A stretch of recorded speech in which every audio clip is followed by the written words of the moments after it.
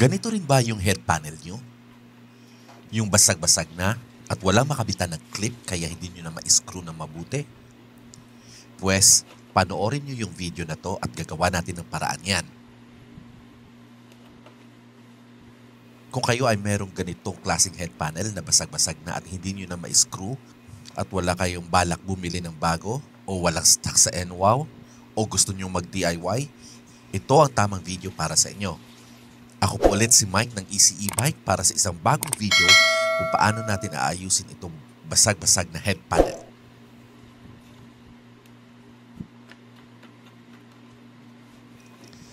So una, tanggalin muna natin yung headlights at yung mga clip, yung nag-iisang clip na natitira dito sa ating head panel at pagkatapos linisin natin ng mabuti. Gumamit pala ako dito ng degreaser para matanggal yung mga dumi.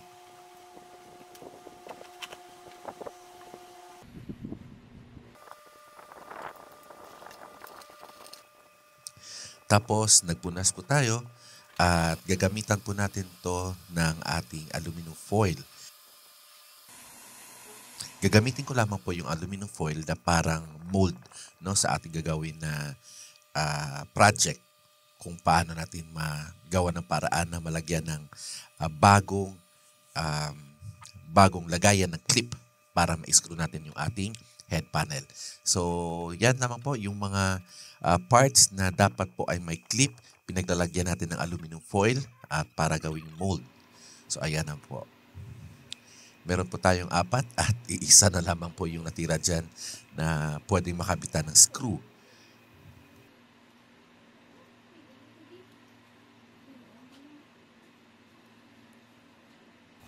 So, gagamitin natin sa project na ito ay yung baking soda at yung super glue. Ito po ay nakita ko lamang po sa YouTube at sabi ko, bakit hindi kaya natin subukan? Pwede naman tayo bumili ng bagong head panel kaso nasa 400 din yata siya. At sabi ko, gamitin ko muna ng todo-todo ito bago natin palitan. At para may ibahagi po tayong mga content para sa inyo sa bawat linggo. No, so dito, naglagay lamang po tayo ng baking soda at pagkatapos, pinatuluan lamang po natin ng ating super glue. Yung nabili ko pong super glue dito sa DIY or sa Mr. DIY ay medyo malapot. Mas maganda po sana yung glue na gamitin dito ay yung medyo matubig. Pero sobrang tibay naman po itong super glue ng Mr. DIY.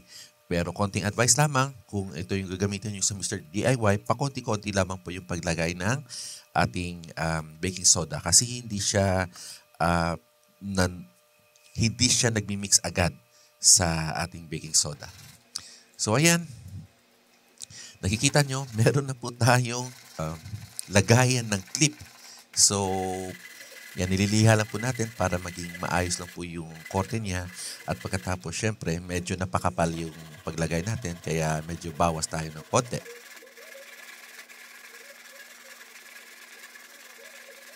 So, nakita nyo naman kahit yung mga basag na plastic kanina, nilagyan lang po natin ng tape, nilagyan ng baking soda, at pagkatapos pinatuluan ng super glue. At ayan, meron na po tayong lagayan ng clip. So, legit po yung hack na yun. Pero mas maganda po talaga na nagsasaturate talaga yung super glue dyan sa ating baking soda.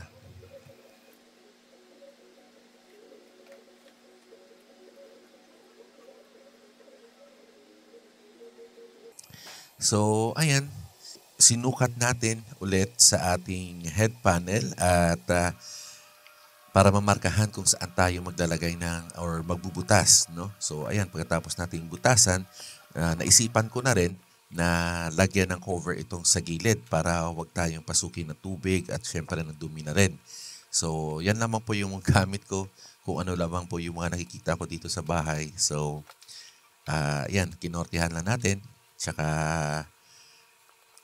at sinukatin natin yan sa kabilang panel para sigurado at least sakto naman yung pag nilagay na natin siya. So sa mga nagtatanong, last time na nagtanong sa akin kung anong ginamit kong cover, yan lamang po yung ginamit ko na cover. Ayan po, nagmarka lang po tayo ng lapis, tapos tinatry nating kortihan, no? Ayon doon sa paglalagyan niya. So, ayan. Konting bawas at konting butas para sa brake lever. Yan, sakto na siya. Hindi ko na yan dinikit. Yan lamang po siya para kung sakasakali man nabuksan ko ulit yung ating head panel, madali lang naman tanggalin. So, ganyan din yung ginawa ko sa kabilang side.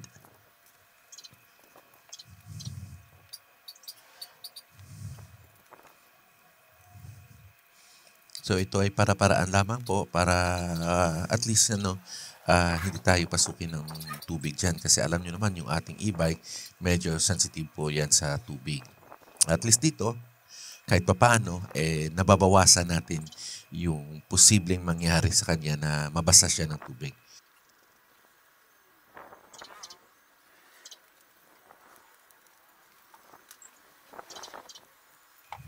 At saka yung aking head panel or yung digital panel pala, yung display panel, pinaikutan ko rin yan ng tape na para alam yun, yung parang sumikip po siya talaga.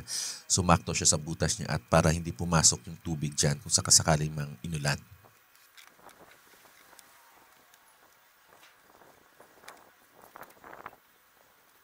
So ayan, umaanda na po yung headlights. Siguraduhin po muna bago ibalik yung head panel na umaandar yung ating headlights kasi baka may mga maluwag lang dyan.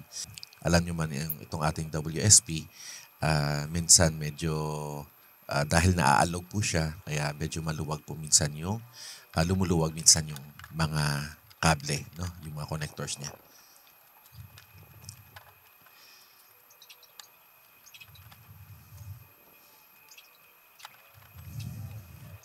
So, as usual, tanghaling tapat po tayo nagtatrabaho kaya sobrang init din po. Kaya ito at binilisan na natin yung paggagawa. Pagkatapos natin na ikabit yung ating head panel, so binalik na po natin yung ating mga side mirror, pati na rin yung windshield. So, yan po yung sa bandang lagay ng side mirror. Meron pong rubber dyan kaya hindi po agad napapasok ng tubig yung ating loob. No? So, ayan, naikabit na natin yung ating head panel, naibalik na rin natin yung ating windshield at mga side mirror. Kaya dito ko natatapusin yung ating video. Maraming salamat. Ako po ulit si Mike ng Easy E-Bike. At subaybayan niyo po at sa susunod nating post, magre-repaint po tayo ng ating WSP. Hanggang susunod, maraming salamat.